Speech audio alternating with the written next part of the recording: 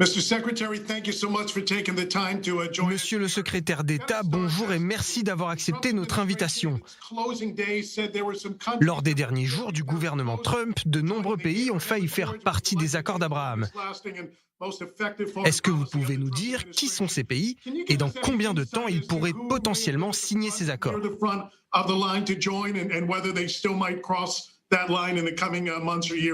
Merci beaucoup de m'inviter aujourd'hui. Je ne peux pas partager avec vous ce sur quoi nous travaillons, mais laissez-moi juste vous dire que nous étions dans des pays dans tout le Proche-Orient, dans des pays d'Afrique, avec des pays d'Asie, des pays musulmans également.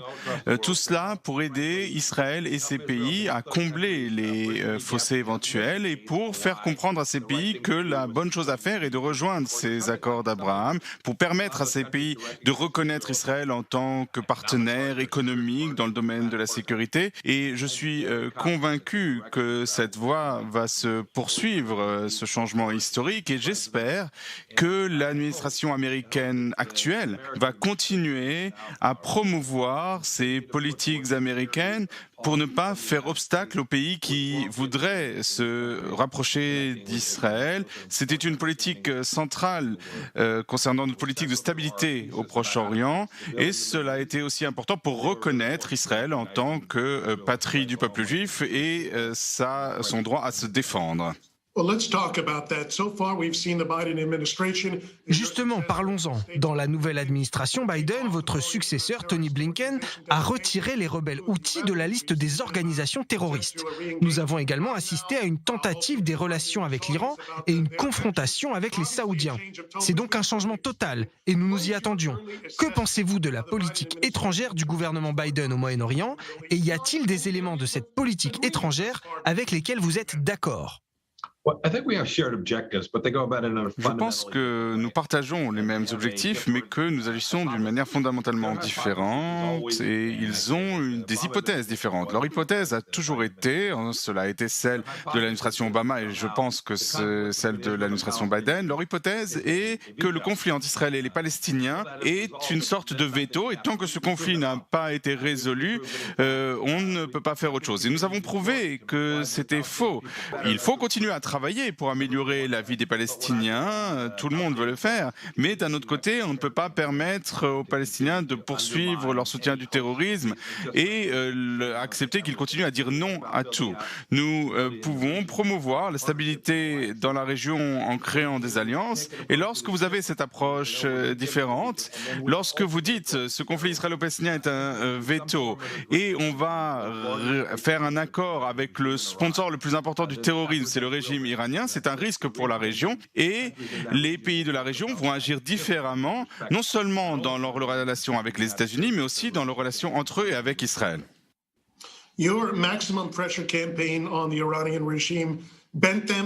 Lors de votre mandat sous l'administration Trump, votre campagne de pression maximale a fait fléchir le régime iranien, mais n'en est pas venue à bout et l'Amérique n'avait pas bénéficié du soutien de la communauté internationale.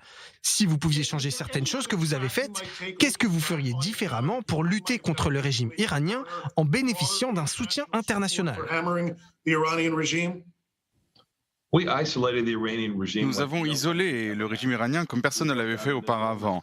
Nous avons créé une immense coalition de pays qui considèrent que l'Iran est la principale menace pour la sécurité et la paix au Proche-Orient. Il est regrettable que nous n'ayons pas pu convaincre les E3+3. Ils sont tellement liés à cet accord sur le nucléaire iranien, qui est une monstruosité, qui permet au régime iranien de développer l'arme nucléaire. Je regrette tout cela. Moi, je dois dire que je ne ferai pas les choses différemment. Nous avons exercé une pression immense sur le régime iranien. Cela a bloqué des fonds pour le Hezbollah. Cela a bloqué des ressources pour le régime d'Assad. Rappelez-vous que sous l'administration Obama, il y a eu 6 millions de personnes qui ont dû quitter la Syrie.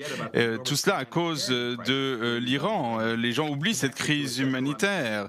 Et aussi, l'administration Obama a décidé de ne pas faire pression sur l'Iran et de ne rien faire pour signer un bout de papier. Je pense que c'était une très mauvaise politique et j'espère que l'administration Biden comprend que nous ne sommes plus en 2015, que le régime iranien est sous pression et le peuple iranien comprend que ses dirigeants ne sont pas à la hauteur et reprendre l'accord serait un résultat déplorable pour le peuple iranien et ne pas reprendre cet accord assurerait plus de sécurité au Proche-Orient.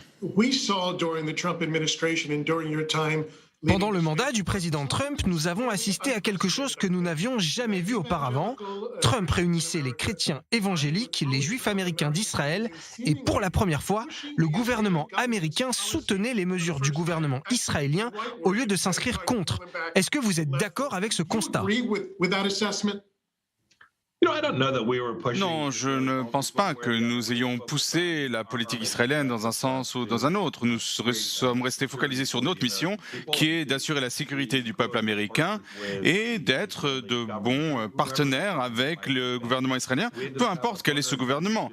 Nous avons eu un excellent partenariat avec le Premier ministre Netanyahou. Il a compris la menace principale qui menaçait son pays. Il a été prêt à travailler main dans la main avec les États-Unis et aussi à faire des sacrifices pour signer les accords d'Abraham. On oublie parfois qu'Israël a dû signer ces accords et pour cela a dû s'engager sur des choses qu'il ferait ou ne ferait pas. Et c'est cela quand on fait un deal. Il y a toujours un compromis et faire obstacle à ça. Je vois l'administration Biden qui soutienne financièrement l'autorité palestinienne. Je me dis, mais c'est complètement fou. Soutenir l'autorité palestinienne alors que celle-ci menace Israël de donner de l'argent du contribuable américain, cela viole la législation américaine puisque les Palestiniens payent des terroristes et l'administration actuelle soutient cela et lorsqu'ils soutiennent financièrement l'autorité palestinienne, c'est comme blanchir de l'argent peut-être pour obtenir un accord qui n'arrivera jamais. Cela ne va pas convaincre les Palestiniens de se rasseoir à la table de négociation. Ils doivent comprendre, voici les engagements qu'ils doivent prendre. Si les Palestiniens sont prêts à négocier un accord qui offrira la sécurité pour Israël, eh bien la situation des Palestiniens sera bien meilleure que ce qu'elle est aujourd'hui. Puisque vous évoquez le sujet, il semblerait que des élections palestiniennes soient sur le point de se tenir très bientôt. Quel est selon vous l'avenir du leadership palestinien et vers quoi se dirige l'autorité palestinienne ? Rien n'indique que ces élections ne seront autre chose qu'un plébiscite de papier pour les dirigeants actuels. J'espère que j'aurai tort, mais ce qui est important, c'est que les Palestiniens devraient réclamer de véritables élections et des dirigeants qui comprennent qu'on ne peut pas continuer à dire non. Il faut qu'ils s'adaptent et qu'ils prennent des décisions pour assurer leur prospérité à long terme.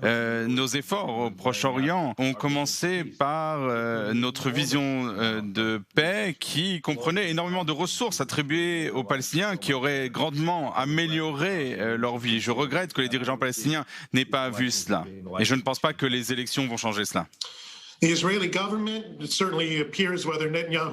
Les prochaines élections israéliennes vont bientôt avoir lieu et on ne sait pas encore si le prochain gouvernement sera dirigé par la droite. Quand vous étiez en poste, on vous a souvent reproché, à vous et au gouvernement Trump, de faire d'Israël une sorte d'équipe de football politique, notamment quand vous vous êtes rendu en Israël pour la Convention nationale républicaine à Jérusalem pour représenter le département d'État. Est-ce que, à cette époque, vous n'aviez pas peur qu'en jouant sur deux tableaux, cela ait des répercussions à long terme pour le gouvernement israélien ? Non, je regrette qu'un groupe de démocrates, je ne sais pas pourquoi, ait conclu qu'un partenariat qui permettrait à Israël d'assurer sa sécurité n'était pas dans leur intérêt. C'est un changement qu'on observe au sein du Parti démocrate et je ne pense pas que ce soit une bonne chose pour les États-Unis d'Amérique. Et c'est cela qui compte le plus à mes yeux. Je pense que cette relation entre Israël et les États-Unis a été bipartite pendant de nombreuses années, mais on voit de plus en plus de radicaux au sein du Parti démocrate qui sont si radicaux qu'ils ne comprennent pas que les politiques qu'ils promeuvent vont se faire au détriment du peuple palestinien. Ils veulent avoir des négociations, mais en même temps, on a le Hamas qui tire des missiles vers Israël, ce qui nous montre que le problème est bien plus complexe que cela. Mon discours à partir de Jérusalem, j'en suis très fier. J'ai parlé de la politique américaine, de la politique étrangère américaine. Ce n'est pas ce qui a fait que la gauche progressive américaine s'est tournée contre Israël, mais c'est parce qu'ils sont contre la simple chose qui est qu'Israël doit pouvoir se défendre. L'une de vos priorités pendant votre mandat était la Chine. Et il semblerait que les rares points de désaccord entre les États-Unis et Israël étaient les relations commerciales entre la Chine et Israël en termes d'investissement, d'infrastructures et de communication. Quels sont les conseils que vous avez donnés au gouvernement israélien en sachant que la Chine est un partenaire commercial très important en termes d'investissement? C'est une très bonne question. La Chine est un partenaire commercial important pour de nombreux pays à travers le monde. J'ai parcouru le monde pour expliquer à ces pays qu'en fin de compte, ça n'était pas dans leur intérêt à long terme. Ce qui peut sembler positif aujourd'hui, un accord pour la construction d'un port, du coton en provenance de Xinjiang, peu importe. Cela peut sembler le meilleur deal aujourd'hui, mais le coût qui est impliqué dans ces accords est énorme. Je l'ai expliqué aux dirigeants israéliens, je l'ai expliqué aux dirigeants à travers le monde, je l'ai expliqué aussi aux dirigeants américains qui aussi sont confrontés aux mêmes défis puisque l'économie chinoise est imbriquée dans l'économie américaine. La sécurité nationale américaine est la chose la plus importante de mon point de vue. Il faut faire ce qui est bon pour les citoyens américains. Je pense que quand on prend des marchandises bon marché chinoises ou en permettant à la Chine d'être impliquée dans nos réseaux de communication, c'est quelque chose qui doit être inacceptable sur le plan de la sécurité, y compris pour Israël. Je l'ai expliqué aux dirigeants, nous avons fait des progrès en ce sens, mais Israël doit faire partie d'une coalition qui comprend que le Parti communiste chinois est une menace pour son propre peuple et pour le monde. Vous prévoyez de vous présenter à la présidence? C'est très lointain tout cela. Je vais continuer à combattre pour les choses dont j'ai parlé dans cette interview. Je vais continuer à défendre mes points de vue. Nous allons voir ce qui se passera en 2022 et après. Monsieur l'ancien secrétaire d'État, Mike Pompeo, merci d'avoir été avec nous. Merci beaucoup.